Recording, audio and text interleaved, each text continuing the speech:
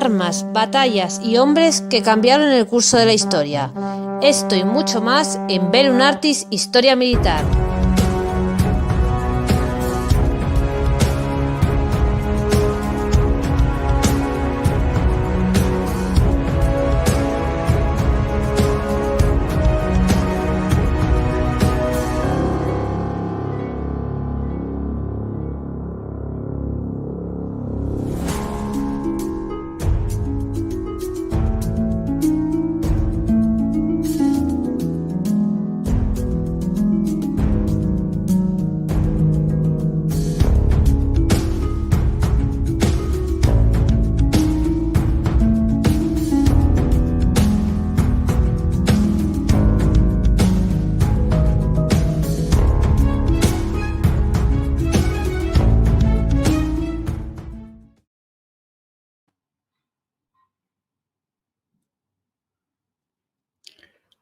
Pax Romana, guerra y paz en la Edad de Oro de Roma.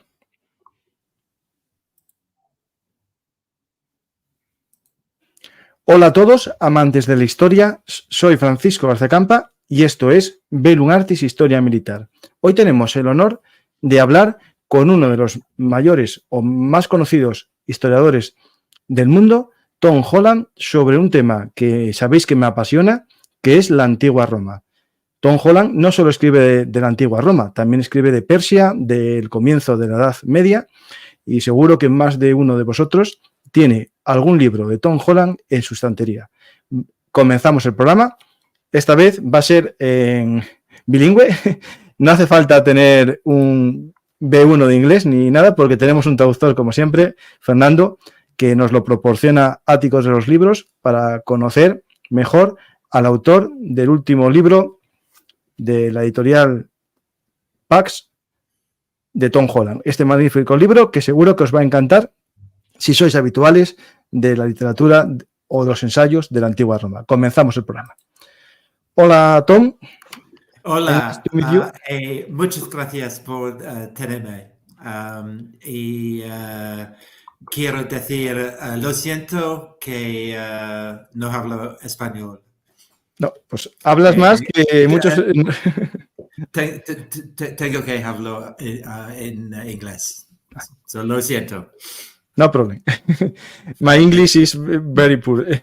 Fernando, gracias por tu trabajo de poner lengua, ¿no? Por doblar el programa. Lo haremos como siempre en los silencios, pues intentaremos traducirlo para que sea ameno y dinámico. Tom, it's a pleasure speaking with you about Rome, and I start speaking in Spanish, okay? Tom, yo soy un amante de Roma y leí tu libro ya hace tiempo, el Rubicón, con otra editorial, y para mí fue el comienzo, ¿no?, de un amor por Roma. Y aunque yo soy más de la República, ¿no?, me siento más del final de la República, tu nuevo libro, Pax, trata un momento que es el esplendor de la Roma imperial, ¿no? Yeah, so I'm Rome lover. I long ago read your first book, Rubicon, and it was like the starting point of my love from Rome. Although I prefer like the Roman Republic, but in this book of Pax, you cover not the Republic, but the splendor years of Roman Empire. Yes, I am thrilled that you liked Rubicon. It was the first history book that I wrote, and like you, the Roman Republic, the fall of the Roman Republic was the period of history I most enjoyed, but I love the whole sweep of Roman history, and so that's why I am so happy to be carrying it forwards into the 1st and 2nd centuries AD. Sí, al final me encanta que te gustara tanto el primer libro Rubicón. Es el primer libro que escribí, como bien dices, pues de la República. Pero, digamos, a mí, aparte de gustarme la República, me gusta pues todo lo que es el Imperio Romano, toda la historia, pues por eso de Rubicón, dinastía, ahora Pax, cubrir todo este periodo. Pues vamos a comenzar. Yo escribí este libro sobre el causante de Rubicón, el tío de Julio César, ¿no? El tío político de Julio César. Y para mí es un placer y un sueño hecho realidad conocerte. Pues vamos a hablar de de Pax, ¿no? Un libro que rompe el mito un poco de la Pax Romana, ¿no? Es decir, ese periodo de paz que no fue tanta paz, ¿no? So in a way, your book of Pax debunks the myth of Roman Pax. It wasn't that much peace, wasn't it? Well, on one level, yes. It is an ironic title because there is a lot of killing in the book. So there is Rome in AD 69. It begins with the explosion, the collapse of Rome into civil war, the year of the four emperors. And then we follow particularly the three terrible wars that the Romans fought to suppress Judean rebellion. The final rebellion sees the very name Judea wiped from the map and replaced with the name Palestina. So this is, this has a resonance right the way into the present. But having said that, I do also think that the period of peace is something astonishing, because the capacity for military violence is what enables peace to be maintained across this enormous sweep of the empire. Sí, en cierto modo es un título irónico, pues no es irónico, pero tiene ese carácter irónico. Se abre con el año 69, este año de los 4 emperadores, en el que Roma colapsa en guerra civil, y luego a lo largo del libro pues hay otras guerras, por ejemplo las 3 terribles guerras que se libran contra los en mi libro los llamo judeos, por motivos terminológicos. Digamos, son terribles. La última pues acaba pues con la aniquilación de los judíos de lo que era Judea, y de hecho con la eliminación del nombre Judea de aquel territorio para renombrarlo Palestina. Realmente lo que pienso es que en cierto modo sí que hubo cierta paz, y esta paz, lo increíble, lo sorprendente, lo chocante, es que dependía de estas legiones para mantener la paz en el fondo. Era el poder que estaba en la sombra. Sí. Podemos decir sic pacem para bellum, ¿no? Si vis pacem para bellum. Sorry, can you say that again, Francis? Yeah, si vis pacem para bellum. Yes. So I think that without the capacity for violence, there can be no peace. And this would not be a paradox to the Romans at all. To us, peace is a kind of an abstract, a passive state, but to the Romans, it is something you enforce with a sword. So it could be translated pacification as much as translated as path. Sí, al final sin capacidad para violencia no hay paz, por lo menos para los romanos no había que hubiera paz en este sentido. Y para ellos también es verdad que esto no implica una paradoja, porque la paz nosotros tendemos a verla como una realidad pasiva, pero para ellos también tenía un carácter activo muy importante. La paz es algo que se impone a punta de espada. Por tanto, sí, pues como bien dices, sigues la paz, prepárate para la guerra.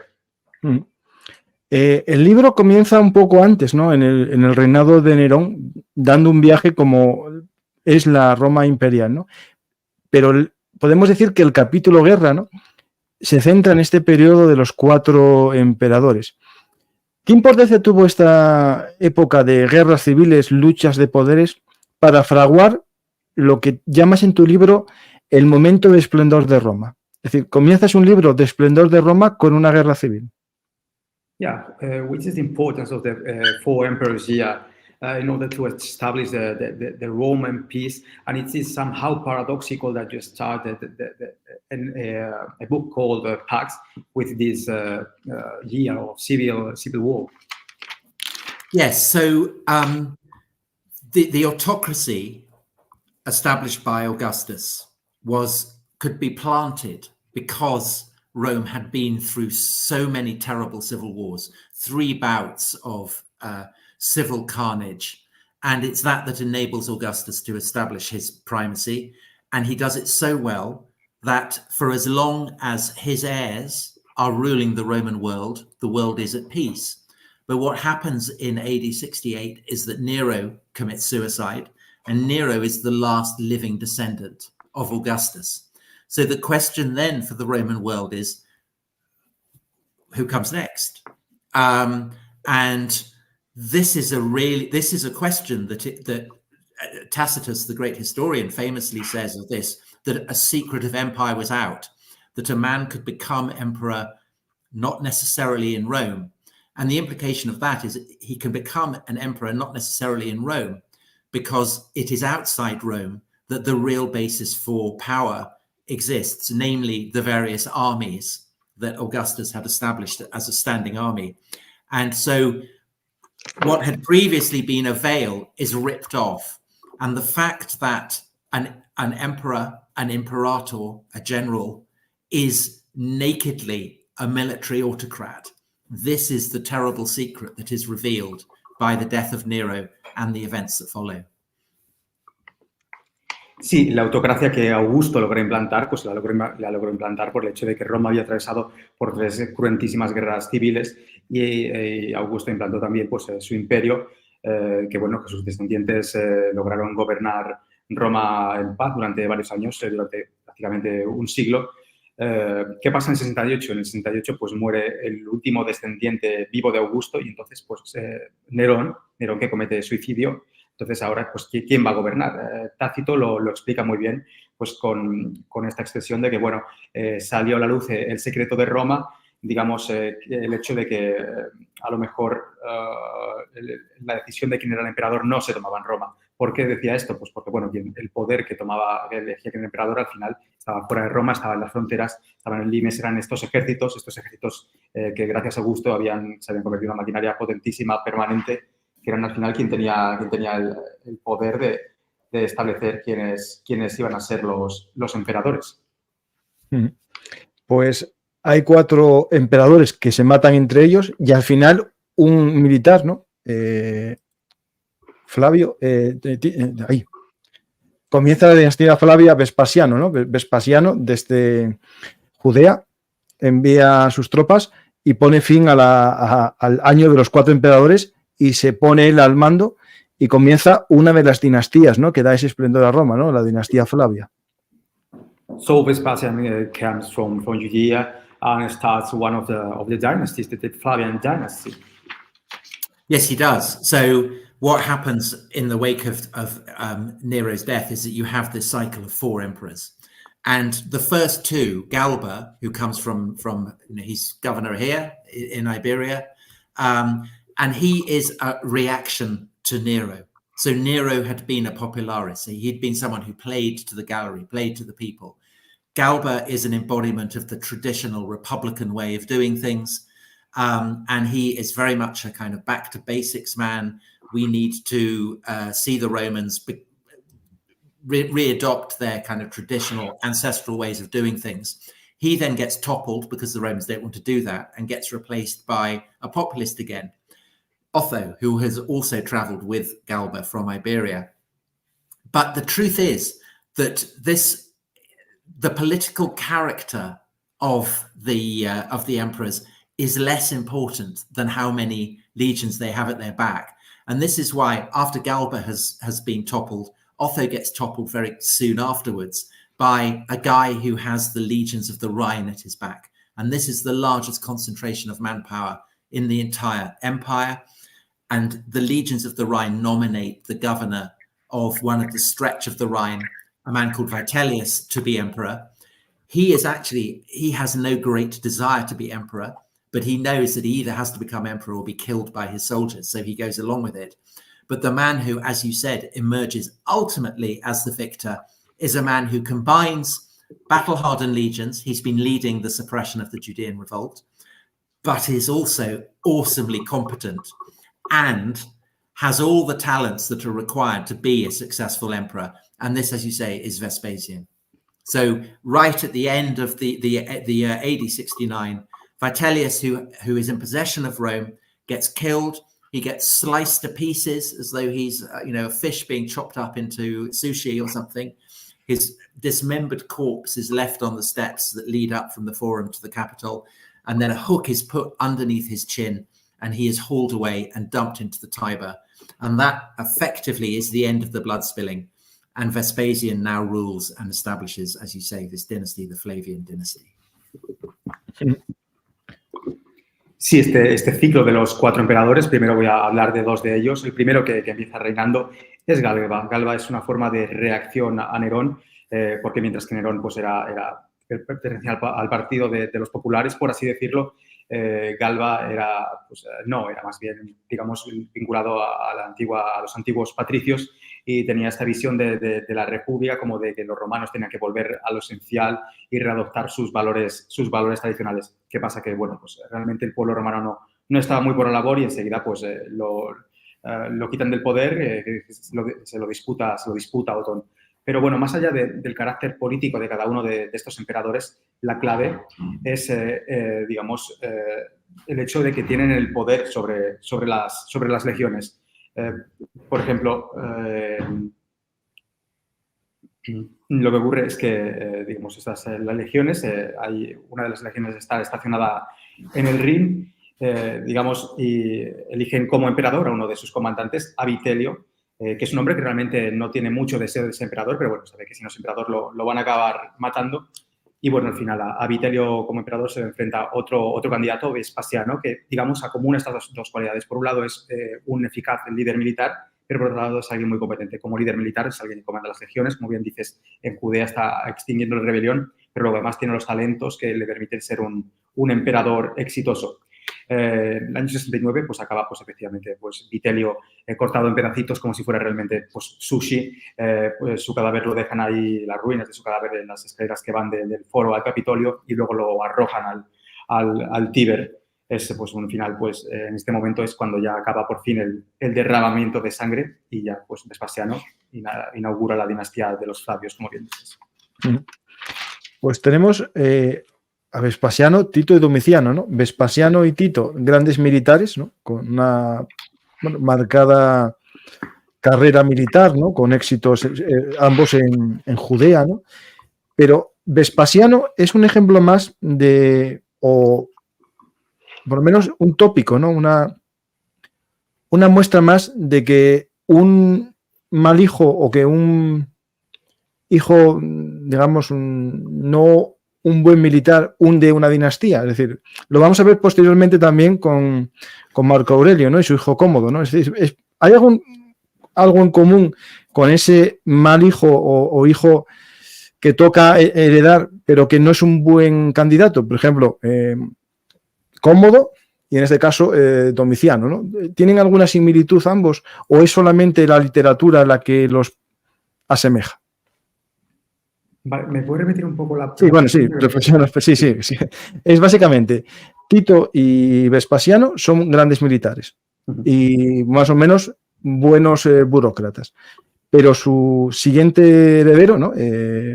Domiciano, no tiene fama de militar, al igual que en el caso de la siguiente dinastía, Cómodo no tiene fama de buen militar. Es decir, ¿qué semejanza hay real entre Cómodo y Domiciano? ¿Cómodo y Domiciano o Vespasiano? Sí. Domiciano. Vale. So Titus and Vespasian are like military leaders. But then it's like Domitianus is not a military leader, which are like the common points between Domitianus and, for example, another emperor, Commodus.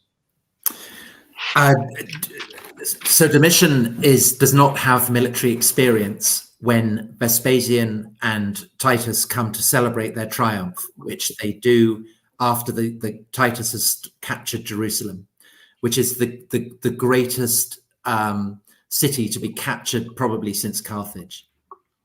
And Vespasian is an upstart. He is not an aristocrat. He is from Sabine farmers from the north of Spain, north of Rome, and so he needs to inflate his reputation by emphasizing not just his military successes, but by basically lying. You can only celebrate a triumph if you have conquered territory.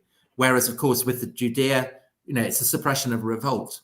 But it's so important to the Flavian purpose that Judea has been won by Vespasian and Titus, that they lie about it, they go on and on about it, they make it the focus of all their attention. And when Vespasian dies and is succeeded by Titus, it means that you have two literal imperatores, two literal victorious generals on the throne. Now, you're right, the Domitian has not taken part in the suppression of the Judean revolt. His legitimacy as a Flavian does depend on it, but it is a to him that he had not been allowed by Vespasian to take part in it. This is not because he is a coward, it's not because he isn't willing, he was desperate to, but he feels the lack of military engagements. And so actually, he does go to war. He wins a very successful war against the Germans. And the message that had been stamped on the Flavian coins was Judea Capta, showing a Judean woman mourning her defeat. Domitian, after his victory over the Germans, publishes coins with Germania Capta, showing a wretched German woman mourning her defeat. So it really matters to Domitian that he is an imperator in both senses of the word. An emperor, yes, but also a victorious general. And so he does, over the course of his imperial career, he does actually, I think, come to establish himself as a very formidable military as well as civilian operator. Sí, en el fondo, comparando Tito con Vespasiano, que eran figuras de gran bagaje militar, con Domiciano, que tiene una experiencia militar muy limitada, pues, digamos, palidece, por así decirlo, y eso él lo siente que es así. Por ejemplo, Tito y Vespasiano, pues, bueno, realmente con que, digamos, someten Jerusalén y celebran el gran triunfo de, al final, de haber conquistado, que antes parte del imperio, reconquistado, por así decirlo, pues la mayor conquista desde la caída de Cartago en su momento. Realmente lo que están haciendo Vespasiano y Tito cuando celebran estos triunfos es mentir, porque bueno, era una ciudad ya romana, pero bueno, ellos celebraron los triunfos y por lo tanto, cuando después de Tito, Vespasiano, con este bagaje militar tan tremendo, tan bueno, pues llega Domiciano, que digamos pertenece a la dinastía Flavia, que realmente se acaba de asentar hace muy poquito con Vespasiano, y él no tiene este bagaje militar, pues dice, bueno, pues tendré que hacer algo para demostrar que también soy un general exitoso en la batalla. Y de hecho, pues emprende una guerra de muy buen resultado contra los germanos. Y, por ejemplo, cuando sus antecesores capturaron Judea, emitieron monedas con la leyenda de Judea Capta, con una mujer pues, representando a los judíos pues llorando. Y Domiciano, pues cuando gana a los germanos, pues un poco imita esto y emite una moneda con la leyenda Germania Capta. Y al final, pues Domiciano acabó siendo lo que quería ser, pues un gran emperador en el sentido imperator del término, que digamos pues, tiene estos dos significados, tanto de emperador gobernante como también de general exitoso en la batalla, que es como el significado primigenio de imperator. Sí. Llamado así por sus hombres, ¿no? En el campo de batalla, imperator. Pues tenemos el final de esta dinastía Flavia, nos da lugar a la dinastía Antonina, ¿no? O como el nombre que llama ahora Ulpia Aelia, ¿no? Ahí, en esta nueva dinastía, en la que la sangre no es lo importante, sino una nueva forma de sucesión, ¿no? Que es la adopción. ¿Qué importancia tiene para ti esa nueva forma de suceder en el poder? So then we have the Antoninus, and now Plat is not which means succession, but adoption. How is it important that they adopt that new way of succession?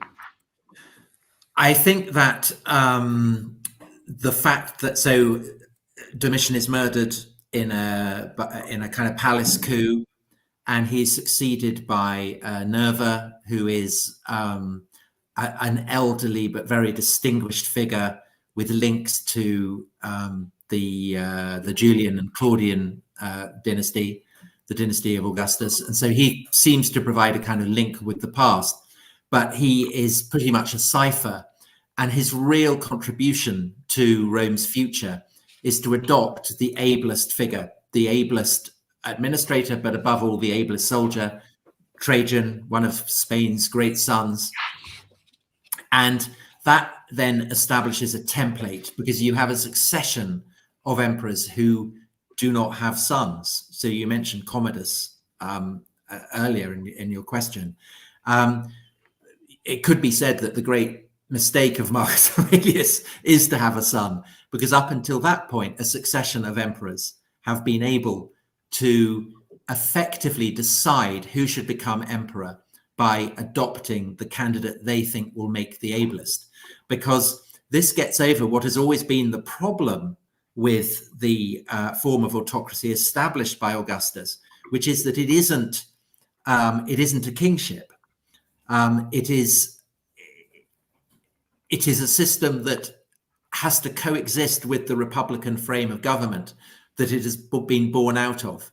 And so this sense of adopting the best person throughout the 2nd century seems to be the best solution to solving the risk of bloodbaths that might otherwise happen whenever an emperor dies. Ujú.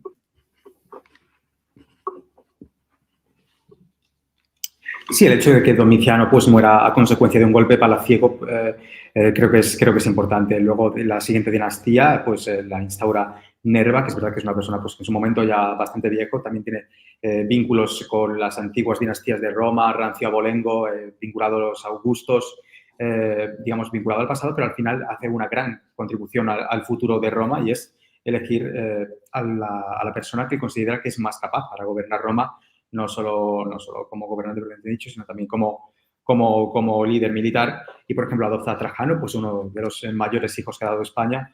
Luego, digamos que con esta costumbre de Nerva, pues hay una sucesión de emperadores que efectivamente no tienen hijos. Luego, pues la excepción es Cómodo, que es hijo de Marco Aurelio, y podemos decir que uno de los mayores errores de Marco Aurelio fue realmente haber tenido este hijo, realmente.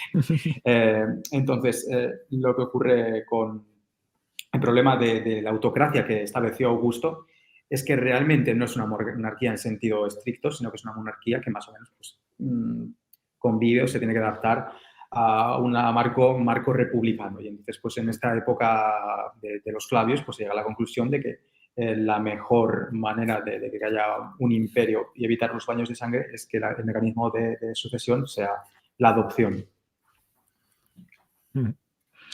Pues tenemos estos emperadores hereditarios, ¿no? De sangre o adoptados. Y vamos a una pregunta que es importante.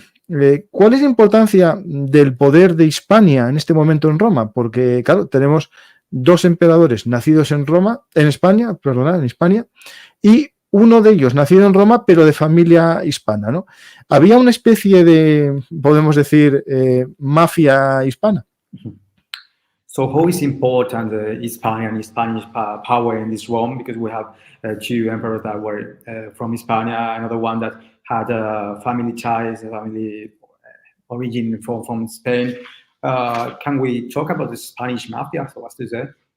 Well, Trajan and Hadrian famously are products of southern Spain, but that doesn't necessarily in Roman eyes make them Spanish, because they are the descendants of venerable Roman families that settled in Spain when coloniae were established.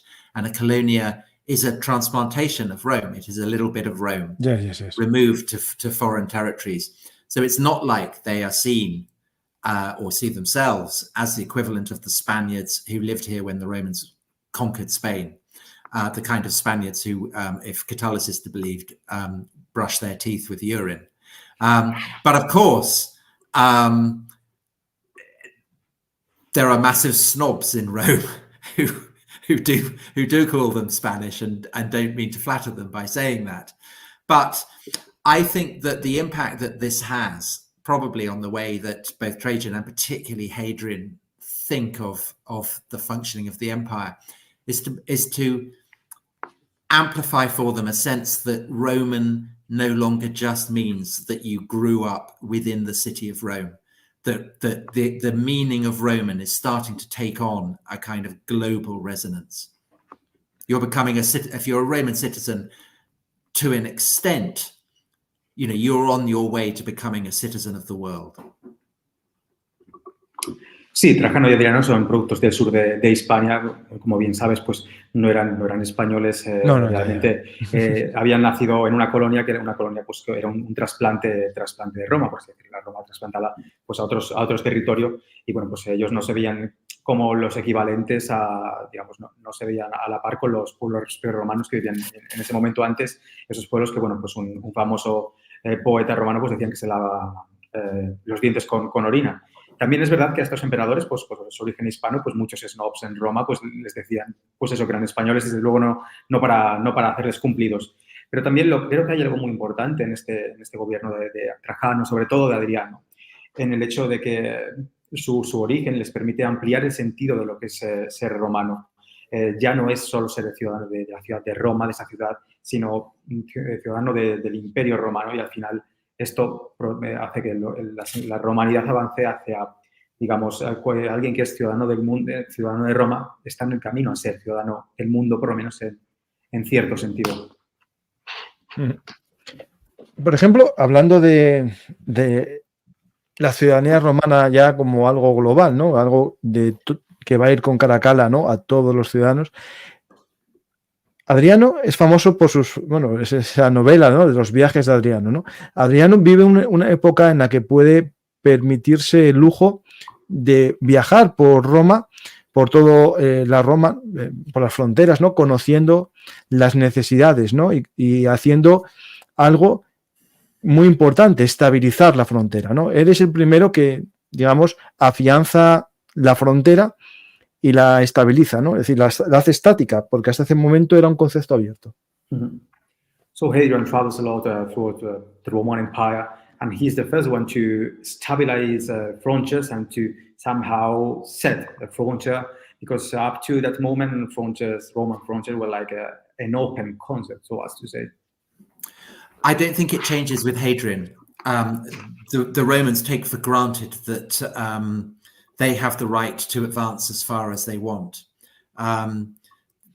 Imperium sine fine is what Jupiter gives to the Romans, according to Virgil, empire without limit. And that idea that Roman power should be potentially limitless is incredibly important to Hadrian, as it had been to everyone else. So what he is doing when he goes to Germany and builds a palisade of wood, or when he goes to Britain and builds his famous wall, or when he goes to Africa and there are mud fortifications bordering off the Sahara, these are not defensive measures. These are statements of aggressive power, and they are directed at the barbarians who live beyond these fortifications. Basically, these fortifications are the equivalent of the gates of a great villa, keeping out beggars and riffraff. But it's also a statement to people who live within the empire that they are a part of the garden of the world, that they belong to the civilized portion of the world, and that the civilized portion of the world is to be equated with the empire of the Romans. So I think that a marker of this is that when Hadrian goes to the place where he is going to start his wall in Britain, and he goes to the Tyne, he builds a bridge across the Tyne, which he calls Pons Aelius. His family name is Aelius, so Hadrian Bridge. And as far as we know, this is the only bridge outside of Rome to be named after an emperor. And when Hadrian goes back to Rome, he builds his great mausoleum, which you can still see to this day, the Castel San Angelo. And the bridge, he builds a bridge across there, which is also called the Pons Aelius, Hadrian Bridge. And the reason why it mattered to Hadrian to have a Hadrian Bridge and the most barbarous northernmost limits of the world was to say, yeah, this may be barbarous, but it is now a part of Rome. It is now a part of the great garden of this world, and everything beyond it, that's the scrubland. But if it's within our limits, then this too is part of the world. Even if it seems barbarous, it is still Roman.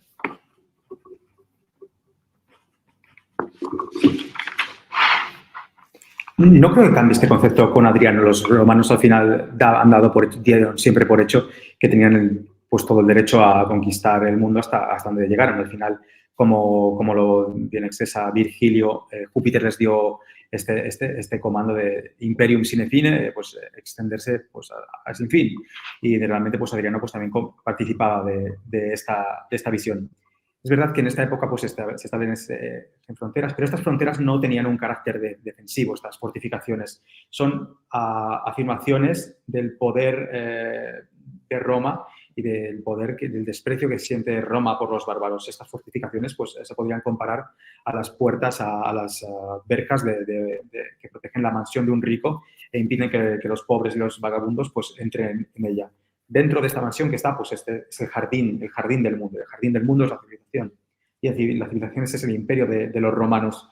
Yo creo que esto lo muestra muy bien pues durante el reinado de Adriano, digamos, cuando viaja a Escocia, a la zona pues, más bárbara del imperio, construye un puente y es el Pons Aelius, el puente de Adriano, le da su nombre, es el único puente que tiene el nombre de un emperador, digamos, y es la primera vez que un emperador construye un nombre con su puente.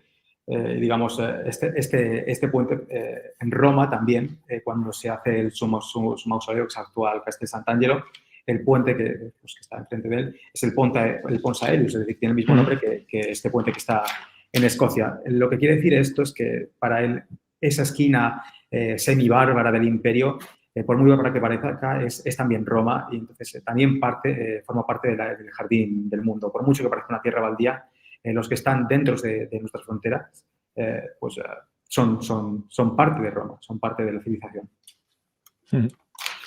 Pues tenemos la parte militar del libro, ¿no? Porque es guerra y paz. ¿Cuál es la principal herramienta para lograr esa paz? Es decir, la creación de un concepto de ciudadanía más amplia, una seguridad, ¿no? Porque al final Roma, a través de la guerra, ¿no? Asegura la paz interna, ¿no? Y eso hace que se desarrolle la economía, ¿no? So the main thing that enables Pax Romana is in a way military, because that helps the development of economy. So the main cause for Pax Romana is military, isn't it? I mean, the Romans would take for granted that you can't have peace without a capacity for war. And I think that that's a lesson that perhaps Europe is learning anew at the moment, that peace is not a natural condition and that therefore the surest guarantor of peace is an ability to defeat your enemies. And that very brutally was how the Romans understood the world. And it was the explanation for why they organized their empire the way that they did, why they invested the enormous amounts of money they did in maintaining a standing army. I mean, you could almost describe the Roman Empire as an army with a tax system attached. Sí, es algo que daban por hecho los romanos, que no hay paz sin capacidad para la guerra. Es algo que seguramente hoy en día pues Europa está comprobando, el hecho de que realmente la paz pues no es un estado natural, sino que una de las condiciones es derrotar a los enemigos. Esto lo tenían muy claro el ejército, los romanos, y realmente ese es el motivo porque hacían unas inversiones tan ingentes en su ejército. En cierto modo no sería injusto decir que el Imperio Romano era pues un ejército pues con un sistema impositivo en él. Un sistema impositivo que se servía para nutrir al ejército y algunas obras públicas, ¿no? La inflación comienza a ser ya un problema muy grave para Roma en este momento. So inflation starts to be a really important problem for Rome in this moment, or is that in a later period? Well, yes, simply because ultimately Rome needs continued conquest to fund itself, and so with the lack of listen to that, with the lack what's going on there, with the decline in conquests and the exhaustion of mines, particularly in Spain, the emperors are constantly tempted to debase the currency. One of the great things that the mission does actually is to stabilize the currency, to strengthen it again, to take it back to the standard that it had under Augustus. And the fact that his successors do not maintain that by the time of the 3rd century means that inflation is galloping massively out of control. Sí, realmente los fondos Roma dependía de continuas conquistas pues para financiarse a sí misma. Lo que pasa es que según va avanzando el imperio, como se paran estas conquistas y también pues por el hecho que las minas, especialmente en España, pues van perdiendo rendimiento, pues esto genera un problema económico. La solución que dan algunos emperadores es devaluar la moneda, pero esto solo no hace más que empeorar la situación. Uno de los emperadores pues pretende devolverle el valor a la moneda, pero a continuación los siguientes emperadores pues continúan devaluándola, y este es uno de los motivos por los que pues, bueno, la economía romana pues continúa yendo cada vez a menos. Voy a unas preguntas del público que están haciendo varias preguntas, y esta la respondió más o menos, ¿vale? Pero la vuelvo a hacer.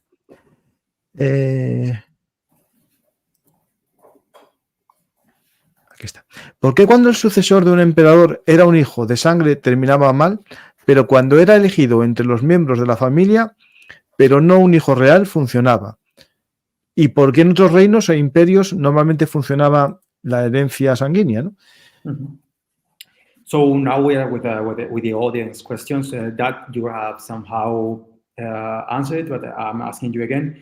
So why does it seem that sometimes when the successors were part of the bloodline of the father, that was a mess of the succession, but emperors, but when it wasn't the case, that there were adopted emperors that worked really well as emperors?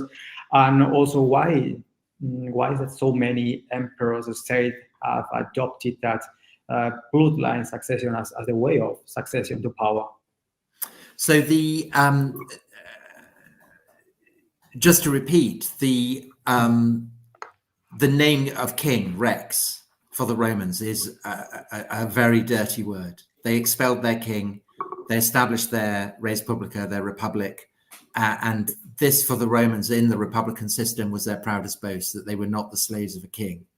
And so Augustus knew this, and he knew that he couldn't rub the noses of his peers in the fact that he now had an autocratic status relative to them, because he didn't want to end up murdered as Julius Caesar had been. So the system established by Augustus has all the republican plumbing in it.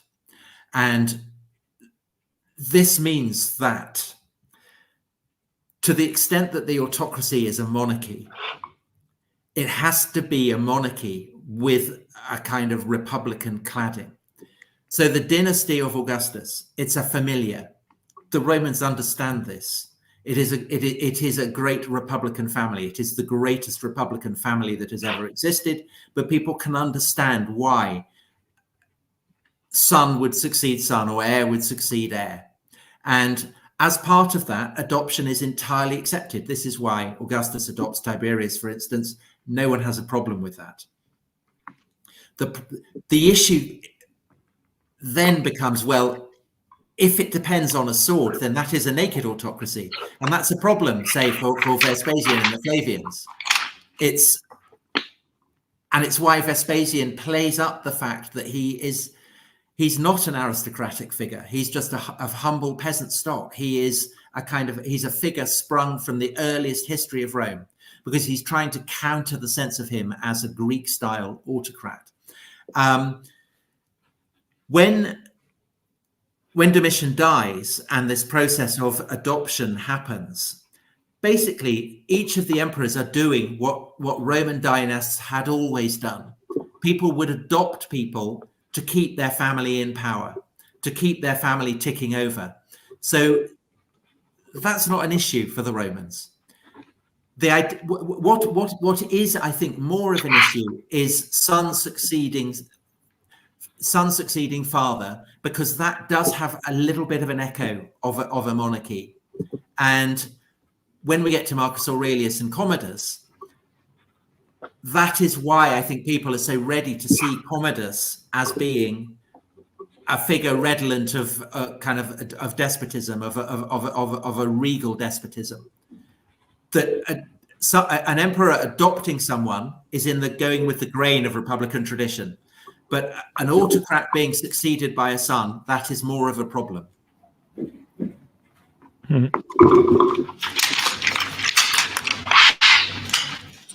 Sí, al final el término latino rex es una palabra, rey básicamente, es una palabra que está muy sucia para los latinos, los romanos. Expulsan a sus reyes y establecen la república, la res pública, es decir, no quieren que haya un rey que los gobierne. Por lo tanto, Augusto, cuando instaura su imperio, pues realmente es muy consciente de estas sensibilidades y al final no quiere acabar como Julio César, no, pues no quiere que lo asesinen. Por lo tanto, el sistema que instaura Augusto tiene cierto componente republicano y por lo tanto, es una monarquía que en cierto sentido es una autocracia, pero no es una monarquía del todo por el hecho de que tiene este componente. Bueno, entonces los romanos, cuando Augusto crea el imperio, dice, bueno, pues ¿quién debe gobernar después? Tiene sentido que sean descendientes de Augusto. Al final, la familia de Augusto pues, es la mayor familia republicana de todos, digamos, la más ilustre de la República. Entonces, bueno, todo el mundo acepta que Augusto pues, nombre al sucesor, Tiberio, lo adopten, no hay ningún problema. ¿Qué pasa? Que más adelante, cuando avanza el imperio, pues ya los derechos, por así decirlo, de los descendientes de Augusto, pues ya no pueden ser porque han muerto ellos con la figura de Nerón. Digamos, la sucesión es a punta de espada. Entonces, ahora, ¿cómo se sucede? ¿En qué se basa? Por ejemplo, Vespasiano no tenía un abolengo aristocrático. Vespasiano era de extracción campesina y realmente pues jugó esta baza, jugó a decir, oye, yo soy campesino, que al final somos quienes fundamos Roma, y al final se sirve de esto para no dar la impresión de que él está es el tirano que gobierna una autocracia al modo de tipo griego, sino que bueno, está fundado en lo que es la tradición romana. Luego, al final, pues bueno, digamos que todo el mecanismo de adopción que se instaura pues, después de que muera Domiciano es algo que a los romanos les resulta muy natural. Para los romanos que un miembro de la familia adopte a alguien pues, que no es de su sangre para mantener a su familia en su poder, es algo que había pasado siempre. El problema es, aunque parezca contradictorio, es al revés, cuando a un padre le sucede un hijo, porque eso recuerda a la monarquía. Por eso, cuando Cómodo, pues hijo de Marco Aurelio, gobierna como emperador, digamos, lo que a la gente le molesta mucho de su despotismo es la sensación de que puede ser un despotismo monárquico, mientras que otros tipos de despotismo, como los anteriores, pues tenían este carácter, en cierto modo, republicano. Y otra pregunta que hacen en el público, que es interesante porque tiene que ver con la crisis de los últimos emperadores, ¿no? Digamos, de la sangre directa de Augusto, es el papel que tenían la Guardia Pretoriana, digamos, en Roma, ¿no? Es decir, ¿cuál era el verdadero poder de la Guardia Pretoriana? So, which was the true power of Praetorian Guards in Rome? Well, who guards the guards, as Juvenal famously said. The prefect, the Praetorian prefect, is the most significant non-senatorial role in the empire, alongside the governor of Egypt, the prefect of Egypt. And so no senator is allowed, takes those positions up until the time of Vespasian. And that's recognition of the fact that the Praetorian prefect and the prefect of Egypt, because the prefect of Egypt is in a position to throttle the food supply, that both of these are men who cannot be allowed to have imperial dreams of their own. And even as it is, the loyalty of the Praetorians constantly has to be bought with ever more donations. The first senator to become Praetorian prefect is Titus, Vespasian's son, who has come back as the conqueror of Jerusalem, his great hero, is clearly going to succeed Vespasian. But it gives to him a kind of slightly sinister quality. I mean, he's effectively the head of the secret police. So the absolute importance of controlling the bodyguards that you have is completely recognized by all emperors. How you handle the Praetorians is fundamental to whether you are going to or not. Sí, al final, pues, ¿quién vigila, quién guardia a los guardias? Como decía Juvenal. Hay que tener en cuenta que el prefecto del pretorio y el pretorio de Egipto eran dos cargos que no podían ejercer los miembros del Senado, porque el primero pues por motivos obvios y el segundo pues porque Egipto pues era quien controlaba el abastecimiento de grano para Roma. Entonces este era el motivo y bueno, el primer, digamos, emperador que sale de esta línea de pretorianos, pues es Tito, que es verdad que antes pues estaba luchando en Judea, pero al final su posición no deja de ser un poco siniestra, al final es el heredero de la policía secreta. En cualquier caso, los emperadores siempre supieron de la importancia crucial de controlar a lo que es la Guardia Republicana, de tener su absoluto control, porque si no la tenían bajo control al final, bueno, pues no podían acabar bien, ni podían acabar gobernando. Hay una pregunta de Clara, una de las moderadoras del programa, que es así. Me gustaría saber qué mujeres, además de Livia, la mujer de Augusto, tienen influencia real en la política romana tan poco inclinada a ella. Es decir, en este periodo, ¿qué mujeres tendrían un cierto poder? So in this period, aside from Livia, which other women had some kind of real power? Women do not have, under the Republic, had not had an overt political role. They could not hold magistracies or anything like that. Their role, basically, as it was according to the Mos Maiorum, the traditions of the ancestors, was to preside in a suitably Roman way over the household, over the familia, and to raise dutiful sons who would fight for Rome and dutiful daughters who would breed Romans. And this is a role that gives to women a very significant status, because it is their duty to mediate between the familia, the household, and the gods. And the state manifestation of that is the Vestals, the people who keep the hearth fire aflame of the empire in the forum itself.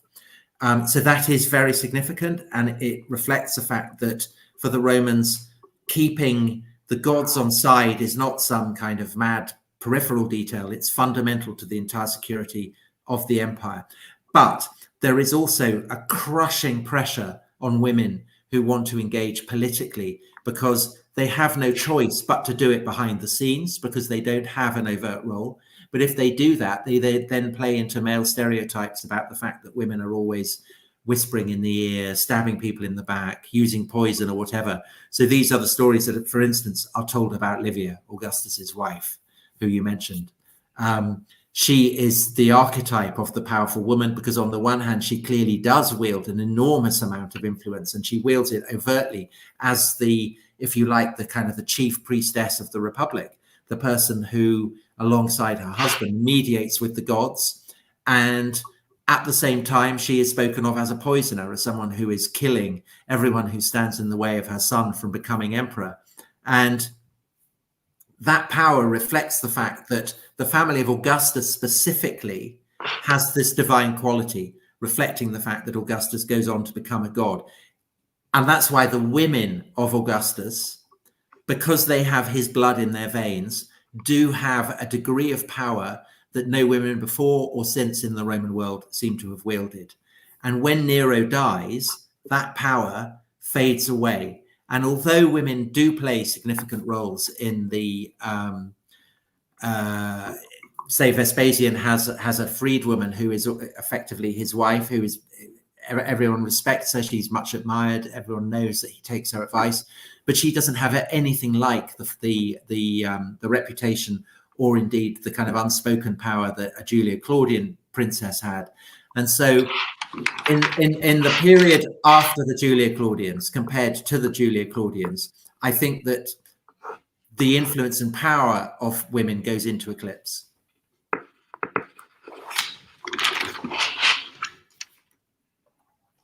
Sí, digamos, en Roma las mujeres pues no tenían lugar en la política, en la República no había sido el caso. Desde luego, la moral de Roma, la Mos Maiorum, el lugar de las mujeres era en el hogar, digamos, para asegurar la romanidad de ese hogar. Digamos, su deber pues era procrear hijos que iban a ser pues grandes soldados y pues hijas que iban a engendrar a su vez grandes pues soldados para mayor gloria de Roma. Entonces, en este sentido, las mujeres, digamos, también hacen como un papel, en cierto modo, mediador entre lo que es la esfera del hogar y de la familia y el papel divino. Esto lo ejemplifica mejor que nadie pues las vestales, que son las encargadas de velar por el foro, por el fuego en el foro de Roma, para que este fuego nunca se acabe, lo cual es un papel pues religioso muy, muy importante. Al final, lo que ocurre es que las mujeres, pues bueno, cuando las que quieren ejercer responsabilidades políticas, digamos, se ven forzados a hacerlo entre las sombras, entre bambalinas, y al final esto pues lo que hace es reforzar el estereotipo masculino de, bueno, pues las mujeres siempre están conspirando, son envenenadoras. Esto es, por ejemplo, lo que se dice mucho de Livia, pues la hija de Augusto. Livia es el arquetipo pues, de mujer de poder de la antigua Roma, sobre todo pues porque tiene estas dos vertientes. Por un lado es la sacerdotisa líder, es pues al final uno de los mayores poderes del Estado en este sentido, por lo menos religioso, pero luego también se habla mucho de ella como envenenadora, como de alguien que pues, intenta matar a cualquiera que suponga un estorbo a la sucesión de sus hijos. Pero bueno, Livia al final es alguien que es de estirpe Augusta, por lo tanto tiene pues, su sangre corre en las venas de Augusto, así que del mismo modo que Augusto era divino, pues se asume que cierta divinidad también corre por sus venas.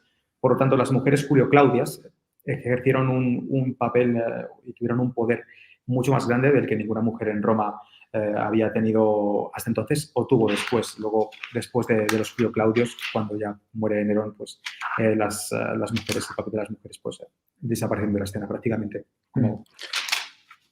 Lógico. No es lo mismo poder, pero sí tenían influencia. So it's not power, but Not power, but she has influence. It is power, but it's not power that is sanctified by a magistracy. So therefore it is seen by certainly Roman men as being sinister and illegitimate. Sí, al final es poder, pero no es un poder sancionado por los magistrados, por lo tanto los romanos lo van a ver como algo un poco ilegítimo y siniestro. Sí, Rubicon, about the end of the Republic dynasty, about the beginning of the empire. This book packs the best moment of the empire, and the next is in the end of the Rome. No, the next I have to start with the Antonines. So Antoninus Pius, and then Marcus Aurelius, and then Commodus, who you mentioned, and then Septimius Severus and his dynasty. And so I will end that with Caracalla issuing a decree that all free males, not females, free males in the empire are to become citizens.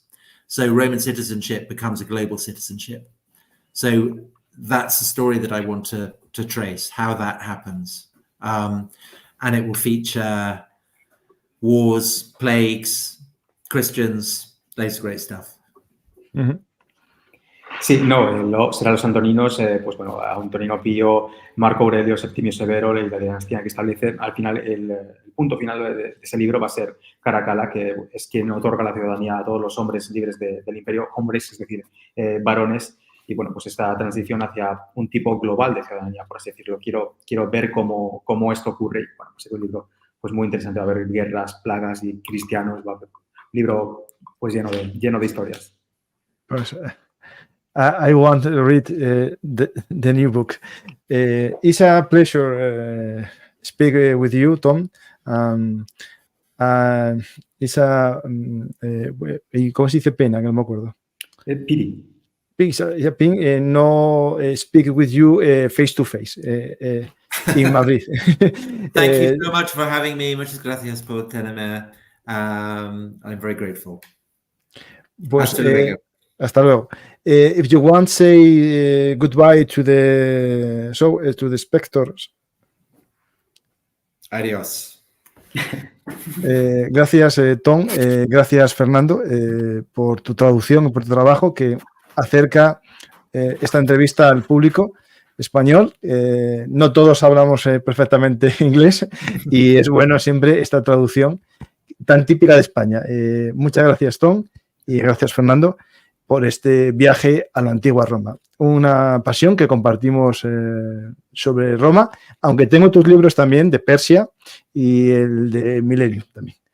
Muchas gracias, Tom, gracias, Fernando, y me despido del público como siempre, agradeciendo que estéis aquí. Tenéis el libro de Tom Holland, Pax, que está ya dentro de poco ya en todas las librerías. Si lo vais a comprar en Amazon, sabéis que siempre pongo un enlace de compra en la descripción de los programas, pero también está en las librerías de vuestro barrio que tenéis que comprar ahí. Tom Holland Pax. Y si no conocéis esta joyita que tiene también nueva edición, Rubicon, es magnífico para conocer el comienzo de todo. Y ya que estamos hablando de Roma, ¿qué sería de Julio César sin el marido de su tía, Cayo Mario? Ahí van juntos los libros. Muchas gracias a todos y hasta la próxima oportunidad aquí en Bellum Artis Historia Militar.